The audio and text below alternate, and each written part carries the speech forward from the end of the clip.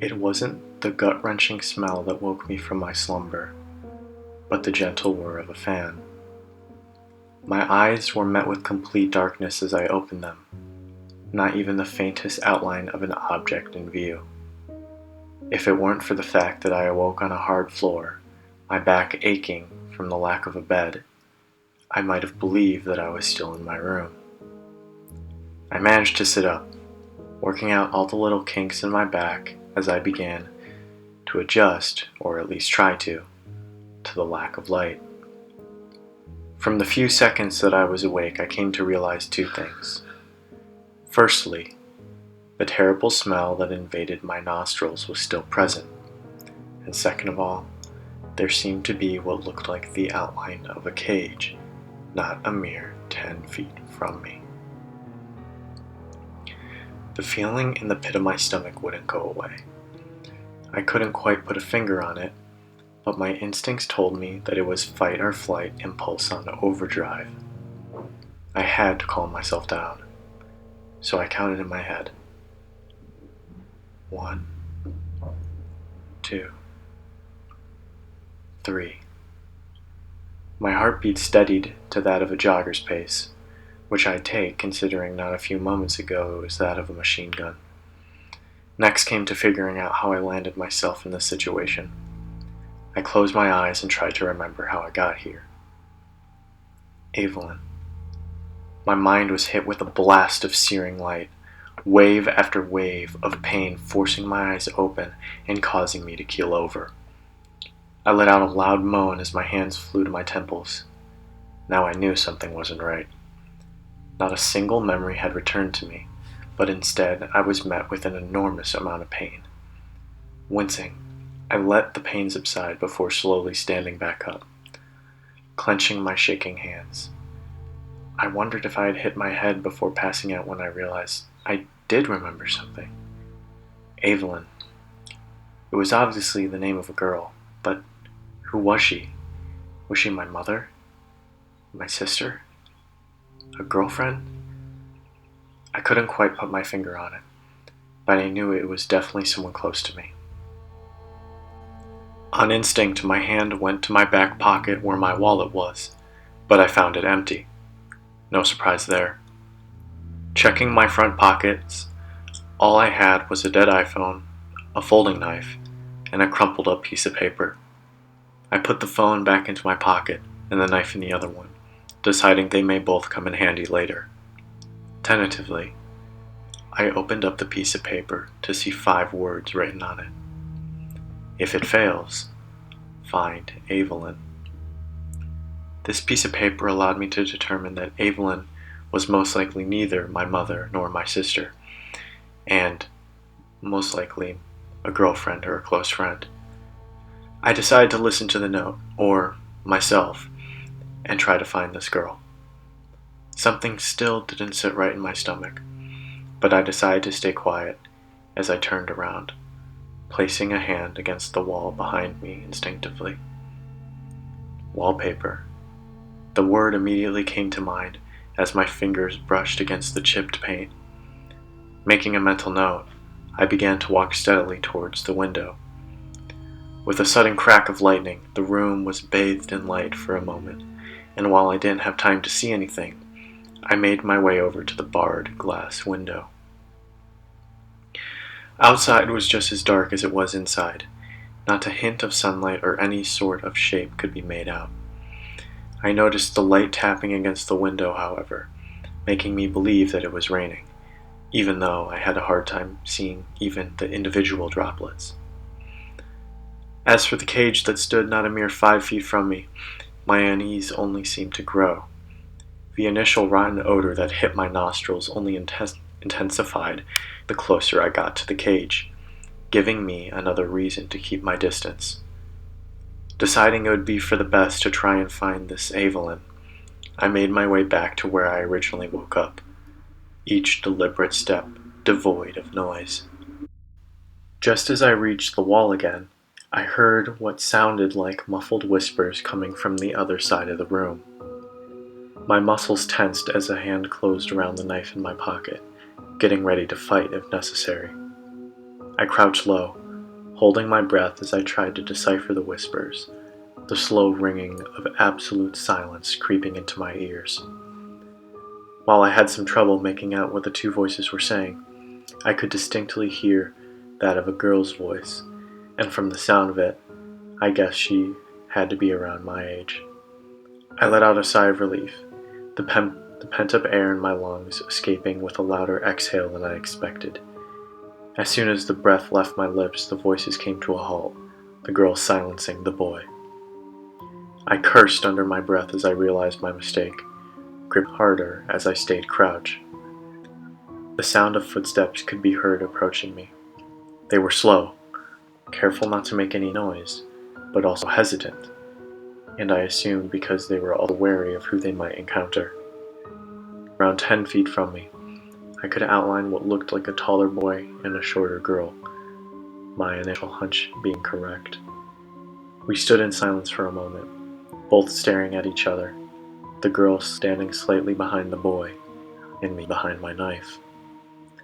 After a long pause, the girl took a step forward, despite the boy's angry whispers, and held up her hands in a sign of peace.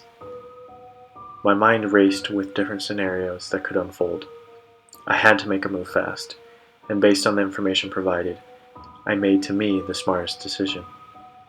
Holding up the knife so that the faint glint of the silver blade could be seen, I also held up my other hand, motioning them to stop. "Don't come any closer. I have a knife," I said calmly but firmly, my voice unwavering. The girl, shocked at my response, took a step backwards, and even in the pitch darkness, I could swear I saw her eyes go wide. "Whoa, whoa, whoa. We're not here to hurt you. We come in peace. Put down your knife. We'll figure something out, okay?" Her voice was oddly disarming, and I wanted nothing more than to lower my knife and comply, but I fought my urges and stayed steady. "Who are you? And where am I?" I said, dodging her question with another, but also loosening my grip on the knife ever so slightly. "My name is Evelyn, and she said, barely getting out the next words before my knife clattered to the floor. The intense pain flashed through my head once again as she introduced herself, a wave of memories rushing over me. For the second time today, my hands flew to my temples from the pain, causing me to moan. The girl looked shocked by my reaction, kneeling down next to me and putting a hand on my back. "Are you okay?" she asked softly. "Yeah, I'm fine," I muttered, the pain already dissipating. "I need to tell you something." "What is it?" I opened my mouth as if to speak, but closed it again as I realized I didn't know what I was going to say. For the first time, the girl got a good look at me, her brows furrowed in concentration as she studied my features. The gesture made me blush, and I looked down at the floor while we stood in silence for a moment. When she finally spoke, I looked up to see tears running down the sides of her cheeks. "Caden, is that you?" she asked incredulously.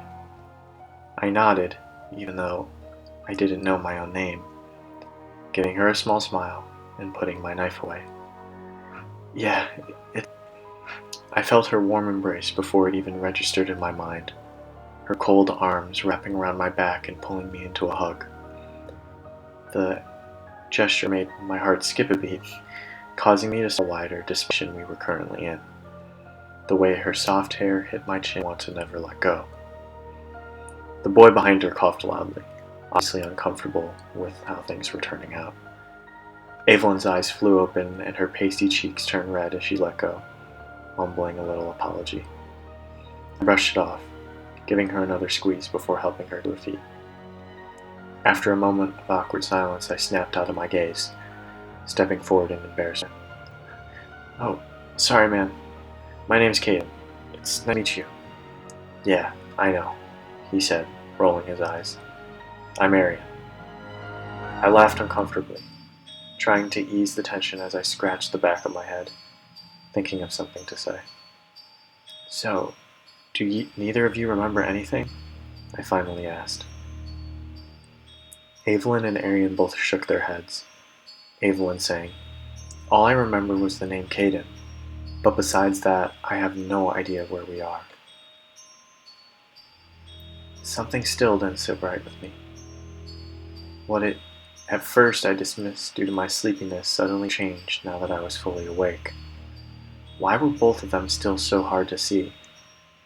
My eyes had plenty of time to adjust, and it wasn't possible for a room like this to be so naturally dark. Evelyn, are you having a time seeing what I look like? I said. She gave me a confused look, taking a second to really look at me. Of course I'm having a hard time looking at you. The room is so dark, it would be weird if I could see you. No, that's not what I mean. Yeah, the room is dark, but our eyes should have had enough time to adjust by now. I should be able to at least make out what you look like from this far away, gesturing with my hand. What the hell are you talking about? Arian retorted, and even in the pitch black I could see him scowl at me. Dark is dark. Of course we aren't going to be able to exactly see each other. I opened my mouth as if to say something, but I closed it again. For some reason, the way Arian spoke in such a loud voice put me on edge, and I was starting to get angry. I could see Evelyn thinking the same thing as she bit her fingernail nervously. Arian, will you please keep your voice down? Evelyn asked. Why? It's just the three of us in this room. It's not like someone is going to pop out from the shadows and kill us, he fired back. Evelyn and I exchanged glances before I said calmly, You can't be sure of that. My sentence seemed to kill the argument, everyone going silent as we waited for someone else to say something. Luckily, no one needed to initiate the next conversation as we heard a soft groan around 15 feet to my left. Everyone froze. Arian then began to take a step forward, but Evelyn signaled for him to stop for me to pull out my knife. I did so with a tight frown on my face, taking a cautious step towards the voice, trying to ignore my racing heart. When I was about 5 feet from where we had originally heard the moan, I heard the same voice, louder this time, mutter out a fuck, before getting up and rubbing his eyes. Now that I was close to him, I could see that he was around the same age as the rest of us, which in turn led to a sigh escaping from my lips. The relief was not shared, however, as the boy saw my knife, his groggy eyes immediately becoming awake as he put up his hands in defense, backing away from me. I don't want any trouble, man. I just woke up and I have no fucking clue where I am. Please, please, please don't kill me, he stuttered. Realizing that he saw me as a threat, I slowly put my knife away and mirrored his actions in a sign of peace. I'm not going to hurt you, I said calmly, keeping my hands up in an innocent manner as I took a step towards him. My name's Caden. Behind me is Evelyn and Arian. We woke up and are just as confused as you. I just need to make sure you weren't a threat, I finished explaining. He nodded, unconvinced, keeping a safe distance between us. Leo, I don't know anything, dude. I just woke up, he repeated. Evelyn stepped forward, standing beside me with just as serious of a look on her face. Leo, please, you have to believe us. We don't know anything either. Let's just all calm down and work together, okay? Maybe it was her perfectly soft voice, or maybe it was the way Evelyn didn't have any fake smile to hide behind. But Leo slowly put down his hands and nodded softly. It seemed at that moment I wasn't the only one gazing at the dark-haired girl with the big brown eyes. Suddenly realizing that all eyes were on her, Evelyn became flustered, her cheeks turning red again as she reached for my hand, which I gladly took. I decided to break the tension. So, now that there are 4 of us, a hunch tells me that there is a good chance that others may be around, as this room is pretty big. Why don't we split up and look for them? I think that's a good idea. Evelyn, why don't you come with me, and we can search the other side of the room? Arian stated before I could interject. Evelyn started to argue with him, but I gave her hand a little squeeze of reassurance and nodded at her to go with him. The last thing we needed was more distrust and resentment with each other this early on. I can check the area closer to the wall if you want to check closer to the center, I offered.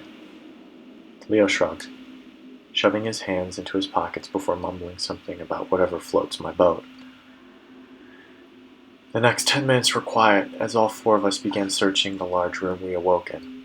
I occasionally heard slight whispering from the other side of the room, but decided to brush it off, as it was too far away to really understand. There seemed to be more pressing matters anyways. Closing my eyes, I tried to imagine what the walls looked like, my fingers brushing again against the chipped paint, my nose filling with a new odor as well, one I couldn't quite put my finger on. The smell made me stop, my hand still on the wall as I took another sniff. "Hey, Leo, do you smell—" "It smells like anesthesia," he blurted out. I smiled at his outburst. He was right. My mind began to race as I went over the different possibilities, our unknown surroundings becoming slightly more known. Could we all have been searching inside an abandoned asylum and were knocked unconscious somehow? Maybe we lost our memories? I shook my head. That couldn't be right. It still left out too many unknown factors, like the cage, or the terrible smell, or the fact that it was just so insurmountably dark, and none of us had flashlights. I hit the wall in frustration, the side of my hand making contact to create a low thud. "What the hell was that?" Leo whispered. "Sorry, I just tripped," I lied. He grumbled something unintelligible before continuing on, and I paused for a moment before doing the same. The odor was gone, or at least it was less potent. What the hell was in that cage? I thought to myself, furrowing my brow. It seemed like it held some sort of animal, but it should have awoken by now, and even then, that didn't explain why it smelled so awful, unless it was eating something.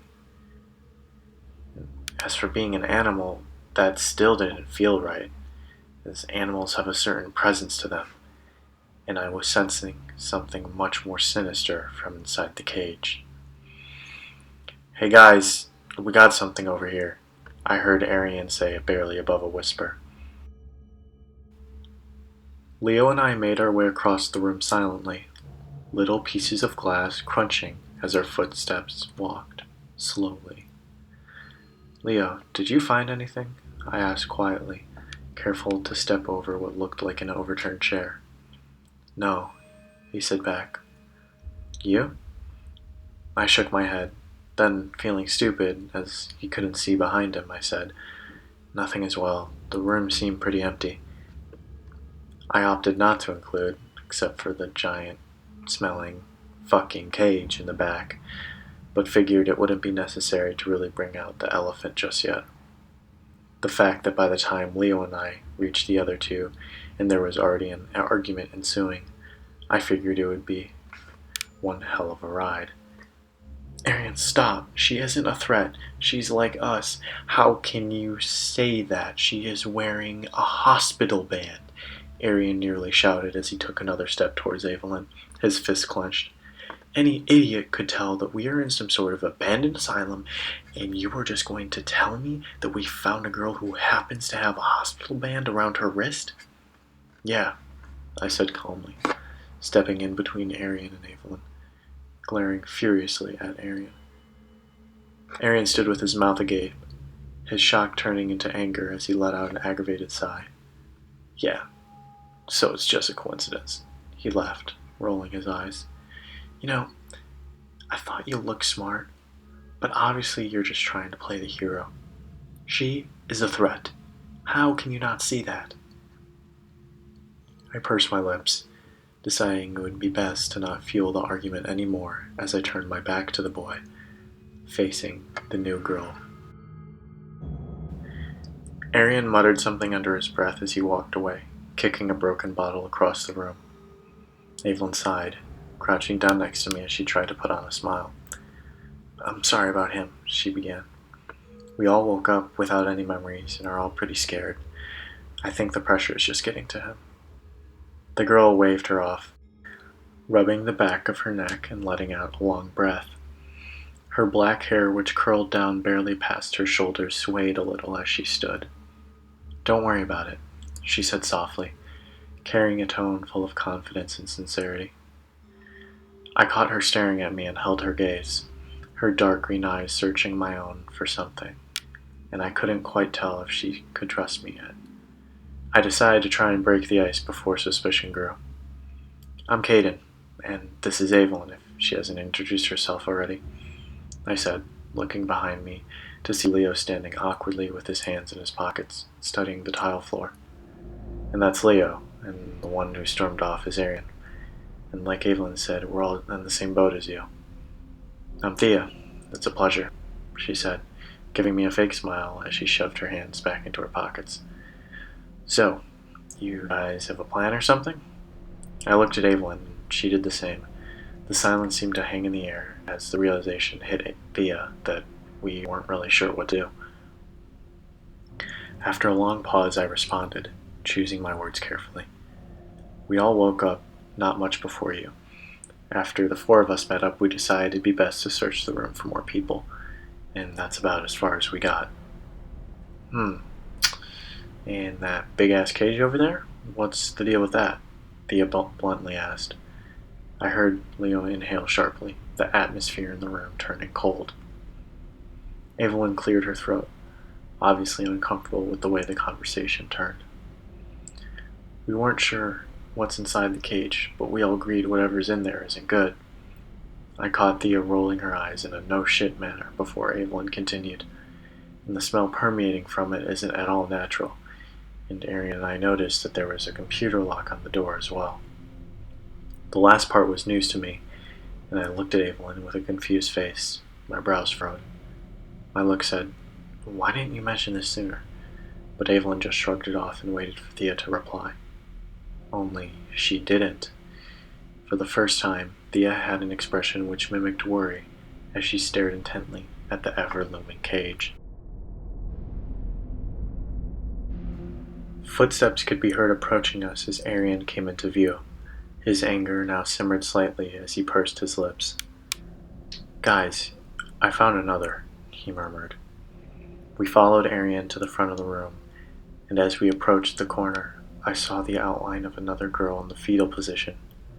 Exactly 3 girls and 3 boys, I thought to myself. I bent over and gently touched the girl's shoulder, waiting for her to turn in response. "I tried waking her already, but she was unresponsive," Arian said, standing with his arms crossed, a tight frown on his face. "I know I had my suspicions about her," he said, looking over at Thea, who glared back at him.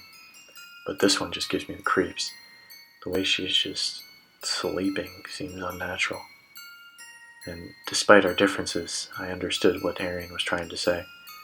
The girl sleeping before me held an aura different from Thea and Leo when we tried to wake them. It was almost like this girl didn't belong here with us, like she wasn't one of us. Evelyn stepped in, putting a hand on the girl's forehead. "She's burning up," Evelyn said, looking up at me, her voice laced with concern. "Do you think she's sick?" Leo asked. "There's only one way to tell," Arian said, shaking the girl roughly. "Hey, wake up." The noise the girl emitted was one similar to a whimper, her face contorting as she began to stir. My eyes instinctively went to her wrist, which had no hospital band, to my surprise. Her clothes seemed more rugged than the rest of ours. The corners, while hard to see in the darkness, I could tell were tattered and had stains on them, her shoes also seeming to be covered in some sort of mud as well. When her eyes finally opened, I was met with a crazed, anxious blue. She immediately stood, backing into the corner as she wrung her wrists anxiously. All of us but Thea and I took a step back at her abrasive action, creating a new tension in the air. While both Thea and Leo woke up while being hesitant of us, the girl seemed to be even more on edge, almost aggressive, her bright turquoise eyes darting around to stare at each and every one of us, quickly shifting in between the many faces. I saw her hand reach behind her back, and I immediately pulled Thea behind me, drawing my knife and holding it out so the girl could see. "Don't," I warned, tilting the blade closer to her. "Move your hand where I can see. Slowly." For the first time, the girl met my gaze for more than a second, letting me fully assess her. I could tell without even looking into her eyes that she was scared.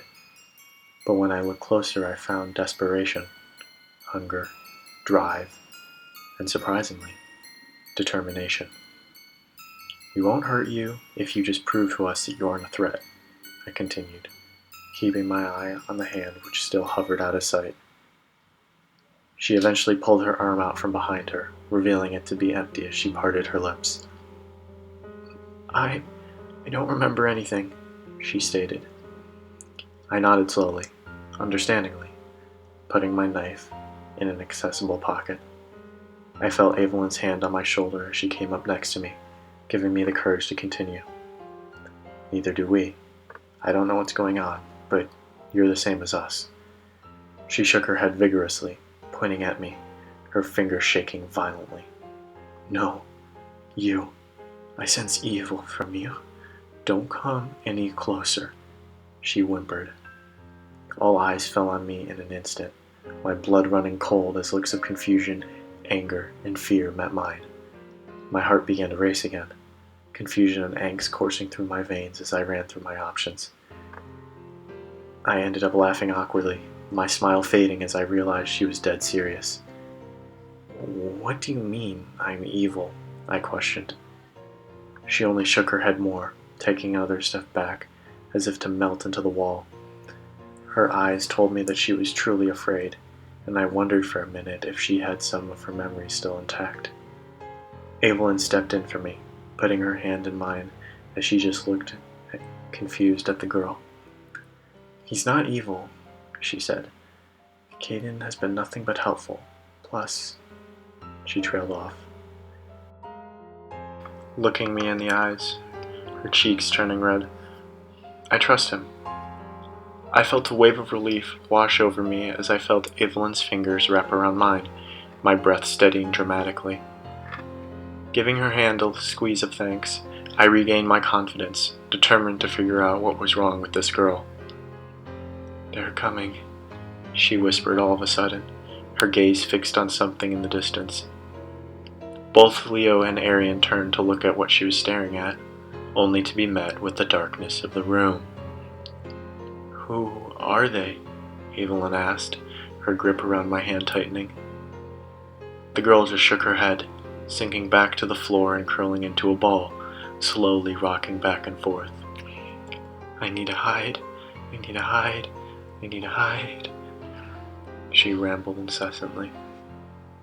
Evelyn and I looked at each other again, mirroring looks of concern. My eyes shifted to the rest of the room, surveying the barred windows, the bolted metal door, the pitch black cage with the rancid smell, and finally, the rest of the group.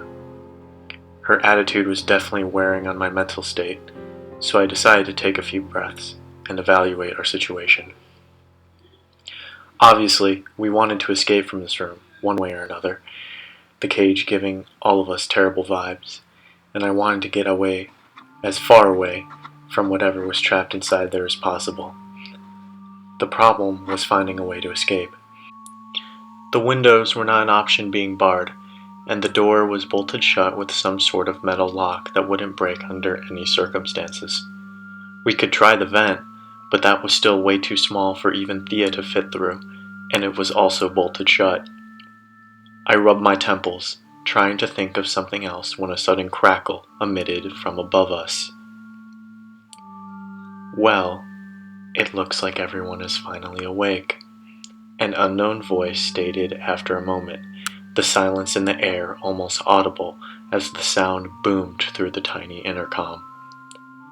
"Finding the hidden cameras and managing to disable them without the rest of the group noticing.